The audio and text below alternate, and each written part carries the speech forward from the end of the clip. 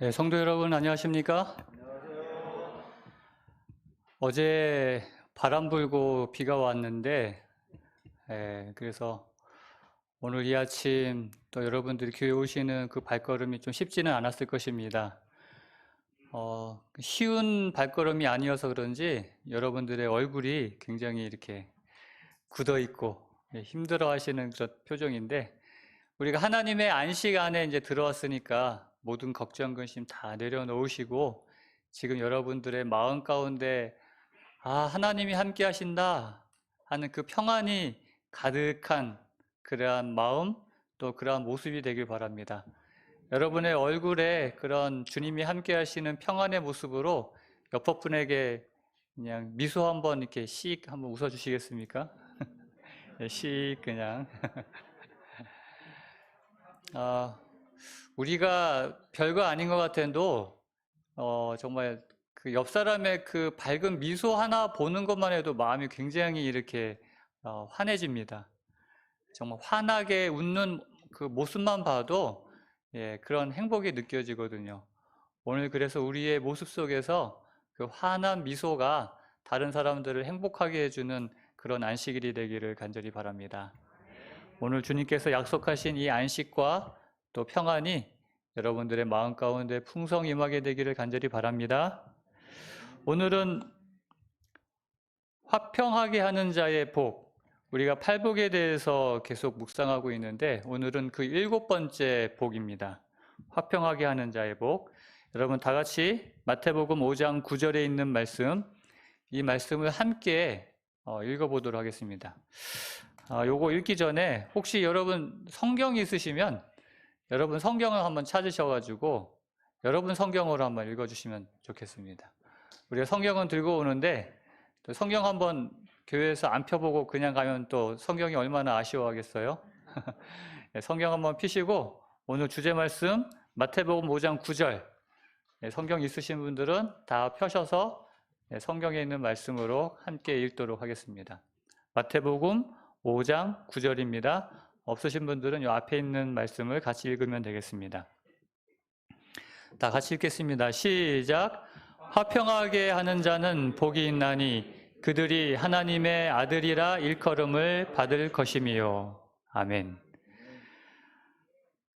계속해서 말씀을 드리지만 우리가 묵상하는 이 팔복의 말씀은 그리스도인은 어떤 사람인가에 대한 해답이 기록되어 있는 말씀입니다. 그러니까 그리스도인은 어떤 사람인가? 한마디로 이야기한다면 예수님을 닮은 사람이 그리스도인이라는 것입니다.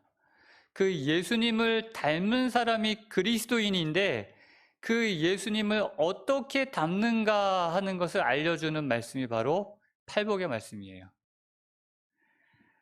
예수님을 닮은 사람은 심령이 가난한 사람이고 마음이 죄로 인해서 애통해하는 사람이고 또 온유한 사람이고 또 의에 줄이고 목마른 사람이고 또 긍휼히 여기는 사람이고 또 마음이 청결한 사람이고 그리고 오늘 7번째 무엇보다 이 화평하게 하는 사람 8가지 그 특성의 삶이 나타나서 예수님을 닮는 사람이 되어가는 그 복을 누리는 그 팔복에 대해서 이야기해 주고 계시는데 그런데 오늘 우리가 살펴볼 이 7번째 복인 화평하게 하는 자의 이 복은 물론 이제 마지막 8번째 복이 하나 더 남아있긴 하지만은 어떻게 보면 이 팔복의 결론과도 같은 말씀입니다.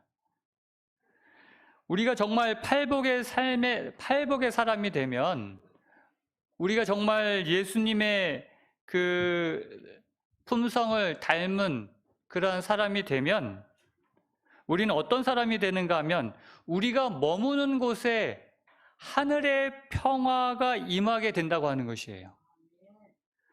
즉 우리가 가는 곳마다 내가 있는 곳마다 화평하게 하는 자, 즉 피스메이커의 그런 역할을 하게 된다는 것입니다. 그리고 그것을 통해서 사람들은 우리를 뭐라고 부르는가 하면은 저 사람들은 하나님의 아들들이다 라고 이렇게 일컫게 된다는 것이죠. 얼마나 가슴 벅찬 이야기입니까? 저 사람은, 저 집사님은 하나님의 아들이구나, 하나님의 딸이구나. 내가 그렇게 하는 것이 아니다. 그렇게 일컬음을 받게 된다는 것이에요. 무엇을 통해서? 내가 있는 곳에 화평하게 하는 그러한 나의 모습을 통하여 저 사람은 하나님의 아들이 틀림없다라고 일컬음을 받는다는 것이죠.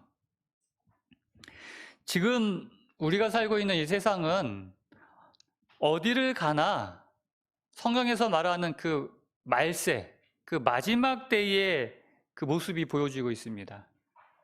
종말이 가까워 오고 있다고 하는 그 증거가 뭐냐 하면은, 물론 여러 가지로 이야기할 수 있겠지만은 이 세상에 화평, 즉 평화가 없다는 것이에요. 평화가 사라지는 것입니다. 가족끼리도, 이웃끼리도. 사실 여러분, 이웃은 우리가 이웃사촌이라는 정말 정감 있는 말이 있을 정도로 그 어느 사람들 관계보다도 친밀한 관계가 이웃이었다는 것입니다. 이웃, 말 자체가. 그런데 오늘을 살아가는 우리의 이 이웃과는 층간 소음이 좀 있다고 해서 서로 칼로 찔러 죽이는 그런 시대가 오늘 이 세상이고요.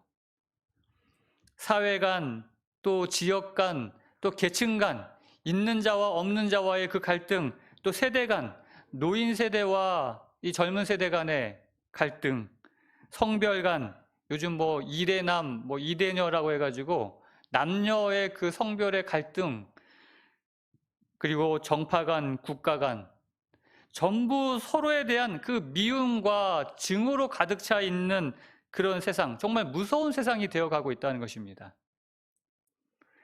평화가 없는 이 세상, 그래서 평화를 찾기 위해서 많은 노력들을 해요. 노벨 평화상도 만들고 평화에 기여한 사람들에게 그렇게, 그리고 유엔에서는 안전보장이사회, 말 참 좋아요. 안전을 보장하는 그런 이사회. 근데 아이러니하게도 그 안전보장을 하는 그 이사회의 상임 나라 중에 한 나라가 그 이웃 나라를 지금 침공해가지고 전쟁 중에 있어요. 세상은 점점 더 악해져 가고 있고 끊임없는 폭력과 파괴가 난무하는 그런 세상이 오늘 우리가 살고 있는 이 세상이라고 하는 것입니다. 여러분, 그런데 지금 이 세상은 정말 하나님을 닮은 그 하나님의 품성과 사랑으로 세상을 치유하고 세상을 화평케 할 수 있는 그런 능력과 품성을 소유하는 하나님의 아들들이 나타나기를 지금 고대하고 있다는 것입니다. 그 어느 때보다도.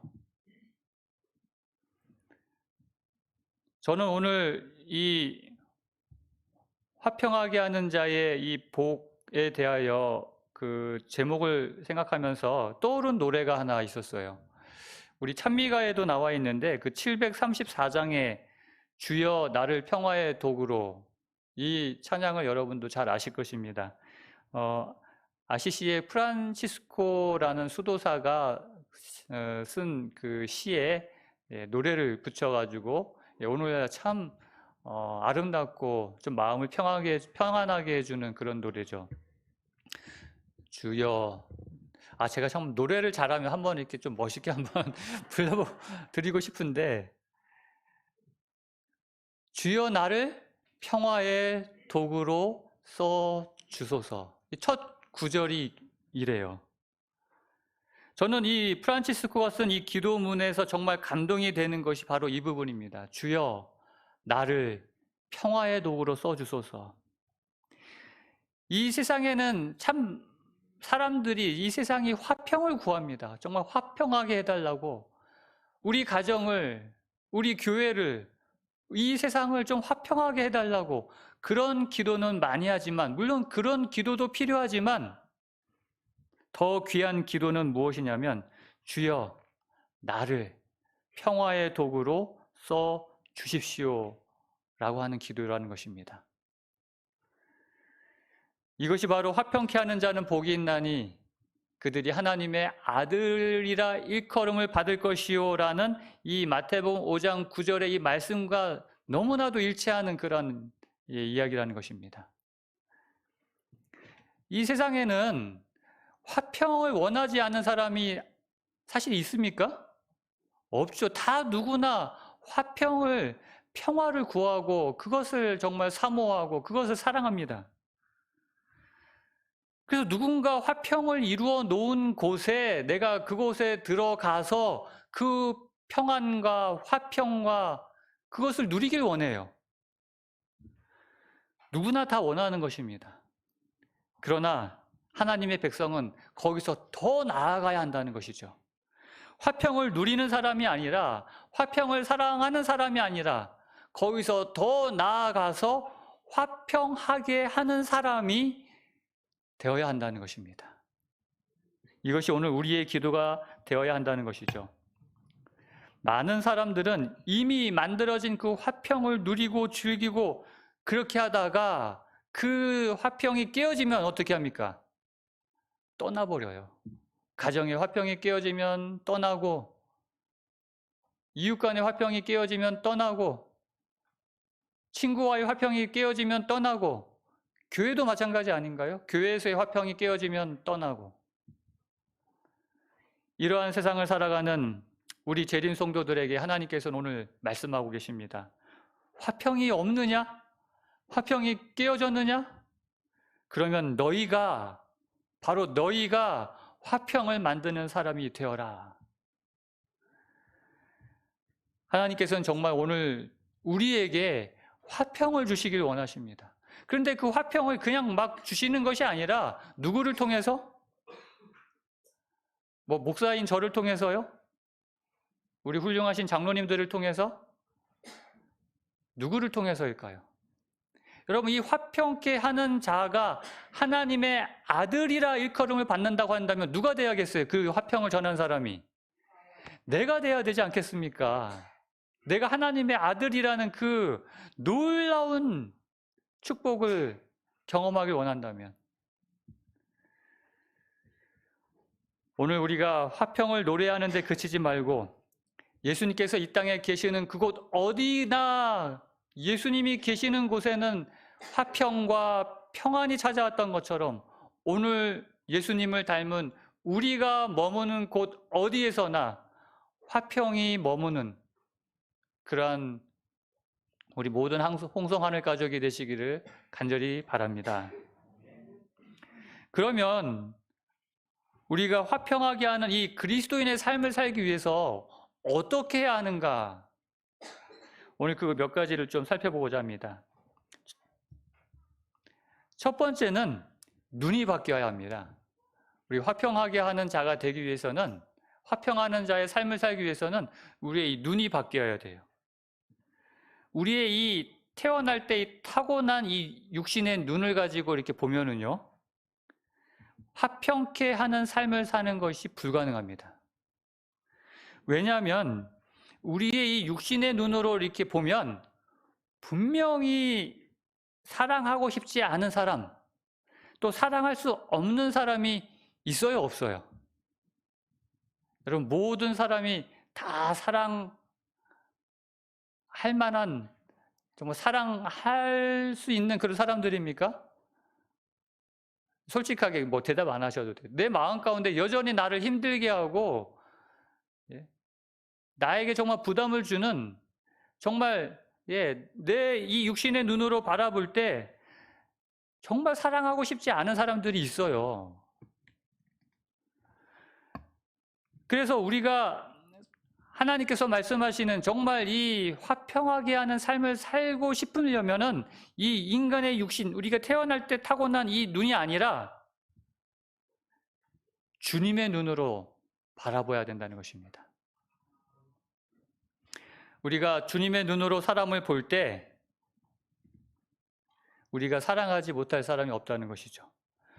여기 증언의 말씀에 이런 말씀하십니다. 우리는 그리스도 때문에 인간을 사랑해야 한다. 한번 따라해 보시기 바랍니다. 우리는 그리스도 때문에 인간을 사랑해야 한다. 왜 사랑해야 돼요? 사랑스러우니까? 아니에요. 사랑받을 짓을 하는 사람을 사랑하는 것은 그건 누구나 하는 것입니다. 그러나 우리가 그리스도인이라고 한다면 예수님을 닮은, 예수님을 닮고 싶은 그런 그리스도인이라고 한다면 예수님의 눈으로 사랑받지 못할 사람조차도 사랑하신 예수님처럼 그렇게 봐야 된다는 것이죠. 그리스도 때문에, 우리를 사랑하신 그 그리스도 때문에, 그래서 여기 뒤에는 이렇게 말씀하십니다.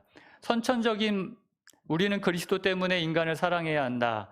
선천적인 마음으로는 소수의 좋아하는 이들만을 사랑하며, 이게 우리의 마음이거든요.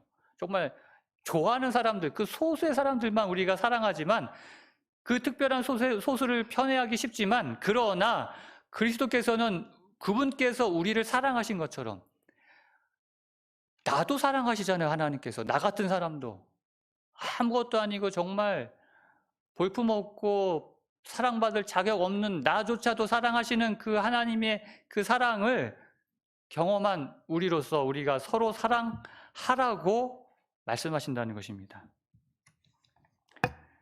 예수님 때문에 사랑하시게 되길 간절히 바랍니다. 예수님의 그 눈으로 여러분의 가족을, 예수님의 눈으로 그 여러분의 이웃을, 예수님의 눈으로 이 교회에 있는 성도들을, 그리고 예수님의 눈으로 가장 연약하여 실수하는, 너무도 자주 넘어지는, 도저히 이해할 수 없는 그런 사람을 우리가 예수님의 눈으로 바라봄으로 정말 화평하게 하는 자의 삶을 사는 저와 여러분들이 되시기를 간절히 소망합니다. 또 하나, 화평하는 자가 되기 위하여 손해를 봐야 합니다. 여러분, 아무리 그리스도인이지만은요, 우리가 아무리 재림 성도이지만 손해보면 화납니까? 화납니다.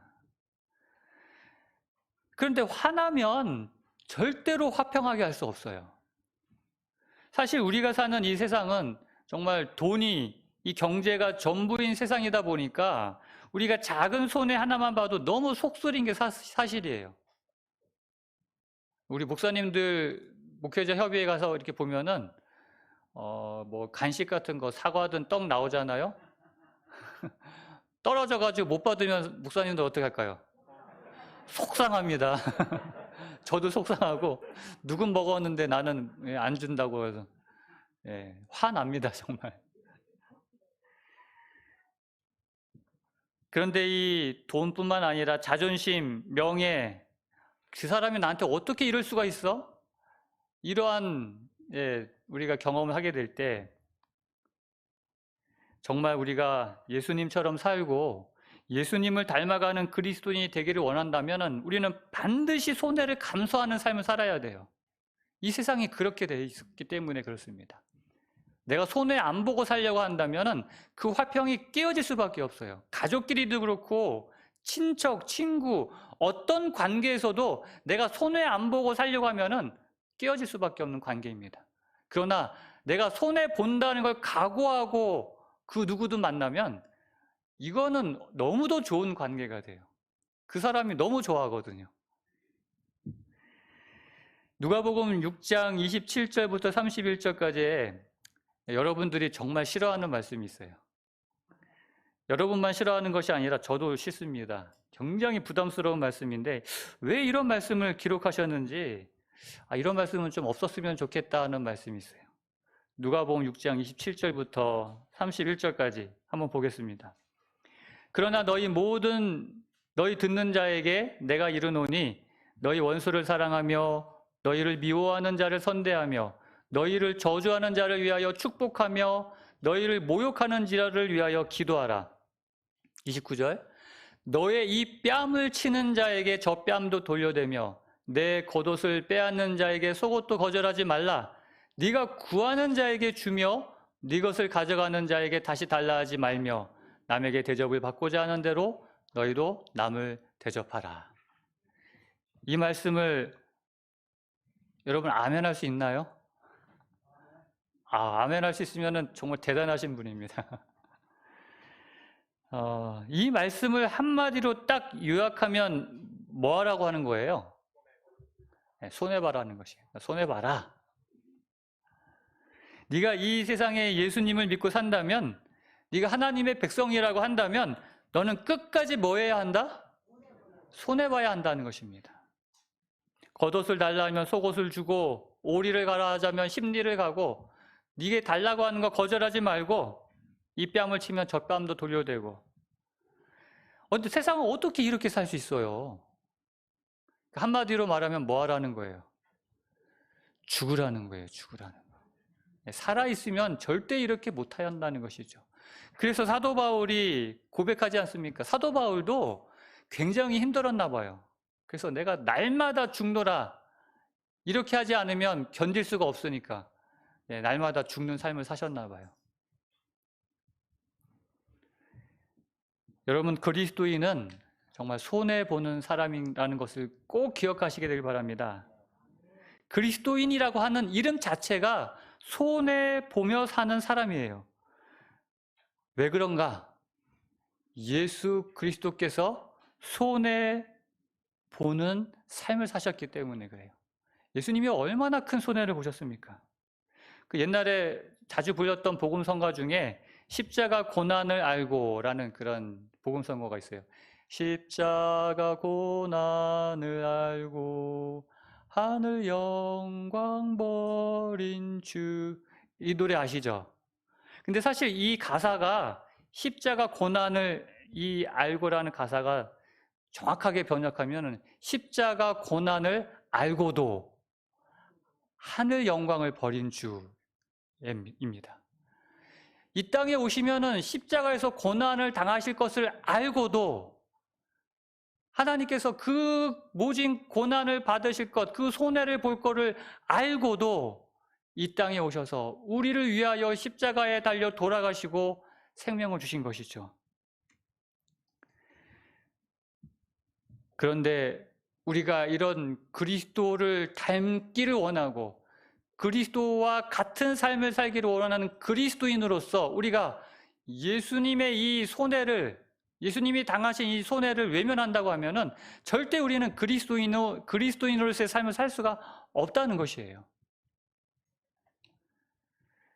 로마의 평화는 이 팍스 로마나라고 해가지고 그 AD 1세기에서 2세기까지 약 200여 년 동안 그 아우구스투스, 초대 황제 아우구스투스 황제로부터 한 200여 년여 기간 동안의 그 평화를 누린 기간을 팍스 로마나라고 합니다.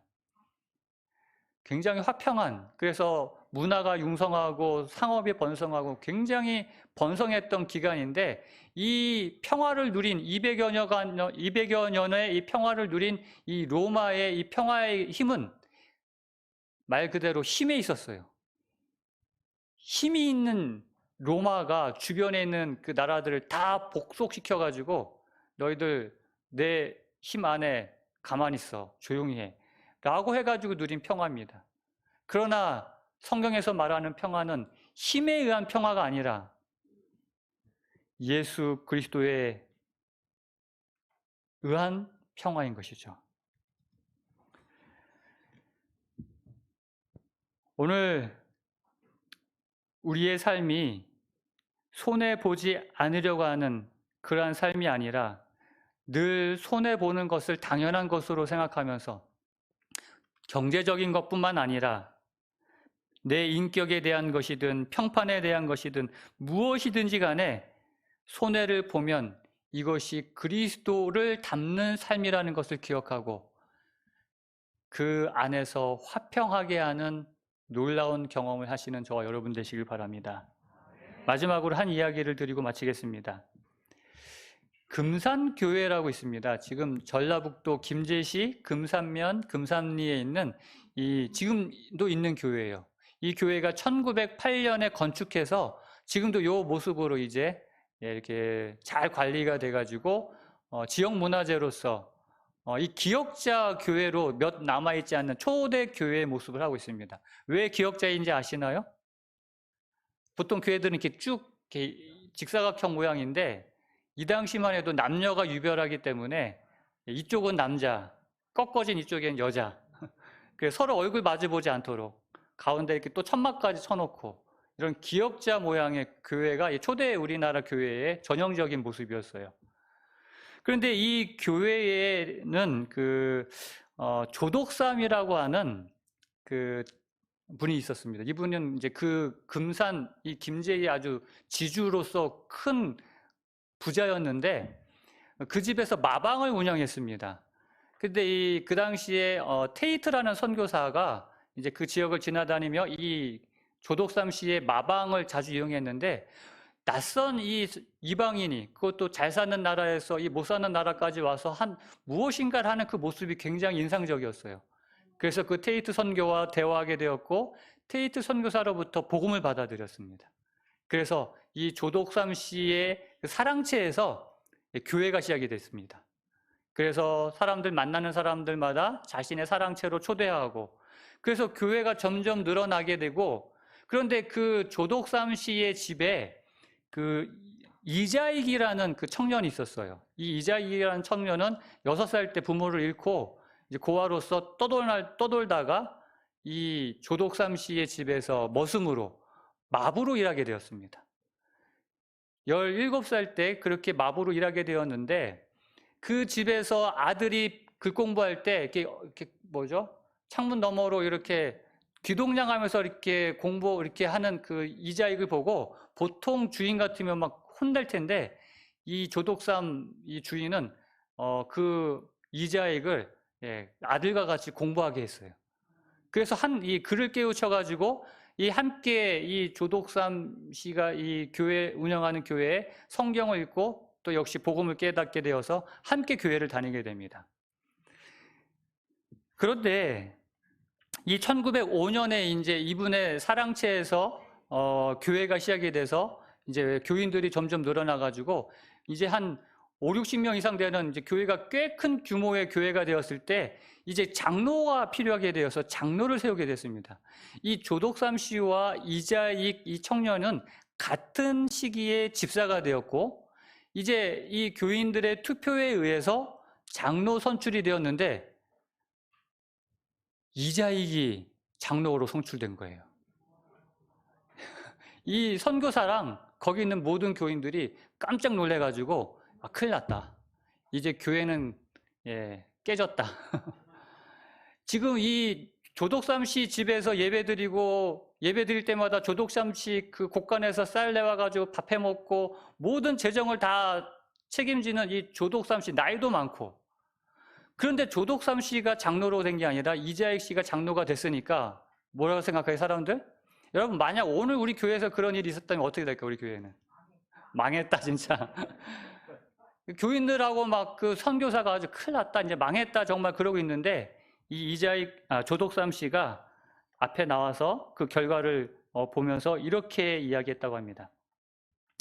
우리 금산교회 성도들은 참으로 훌륭한 일을 해냈습니다. 저희 집에서 일하는 이자익 집사는 저보다 신앙의 열의가 대단합니다. 그를 뽑아주셔서 참으로 감사합니다. 저는 아직 장로가 될 만한 믿음이 없습니다. 선출된 이자익 장로를 잘 받들고 금산교회를 위해 열심히 일하겠습니다. 와, 정말 하마터면 교회가 정말 화평이 깨질 뻔한 이 상황에서 이 조독삼 씨는 정말 화평케 하는 자의 모습을 보여주었던 것입니다. 그뿐만 아니라 이 젊은 청년 이자익, 자기 집 머슴인데 교회에서는 장로로서 그렇게 섬기고 물론 집에서는 머슴으로서 봉사했겠지만은 그 젊은 이자익 장로를 평양신학교에 공부하도록 모든 비용을 대서 공부하도록 해서 졸업한 후에 다시 금산교회로 청빙하여서 담임 목사로 이제 섬기게 됩니다. 그래서 바로 이분이 이자익 목사님이고 그 옆에 분이 조독삼 장로님이신데 이 이자익 목사님은 목사가 돼서 나중에 우리 교회 목사는 아니고 이제 장로교회 목사님이신데 장로교 총회장을 3번이나 역임한 아주 장로교회에서 굉장히 영향력 있는 그러한 목사님으로 성장하게 되었고요. 마부 그 머슴 이자익을 섬긴 지주 조독삼, 물론 이 조독삼 이 분도 장로가 이제 3년 후에 됐는데 정말 화평하게 하는 사람 모습 아니겠습니까? 저는 이 홍성교회가 앞으로 주님이 오시는 그날까지 언제나 화평이 넘치는 교회가 되길 원합니다. 저는 오늘 우리 홍성 하늘 가족 모두가 어디에 가든지 어느 곳에 있든지 여러분의 하나님을 닮은 모습을 통하여 화평하게 하는 그런 하나님의 자녀로서의 삶을 살기를 간절히 원합니다. 오늘 그렇게 하기 위해서 우리가 예수님의 마음으로 예수님의 눈을 가지고 예수님께서 그러하셨던 것처럼 이 땅에서 손해보는 그러한 삶을 마다하지 않고, 그래서 화평케 하는 자는 복이 있나니 그들이 하나님의 아들이라 일컬음을 받을 것이며 하는 이 복을 마음껏 누리다가 우리 주님께서 하나님의 자녀들을 데리러 이 땅에 오시는 그날 모두 그 자리에 있는 저와 여러분 되시기를 간절히 바라며 오늘 말씀을 마치도록 하겠습니다.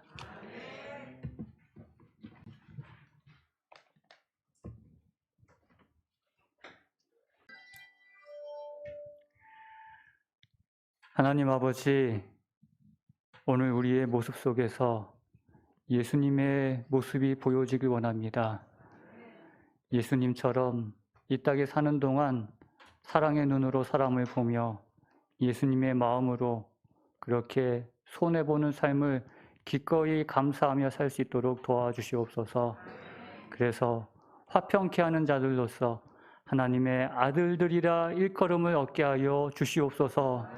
이제는 하나님의 그 크신 사랑과 주님의 놀라운 은혜와 성령 하나님의 교통하심이 우리 모든 성도들의 마음 가운데 이제로부터 영원토록 함께하여 주시옵기를 우리의 구주 되시는 예수님의 이름으로 간절히 축원하옵나이다. 아멘.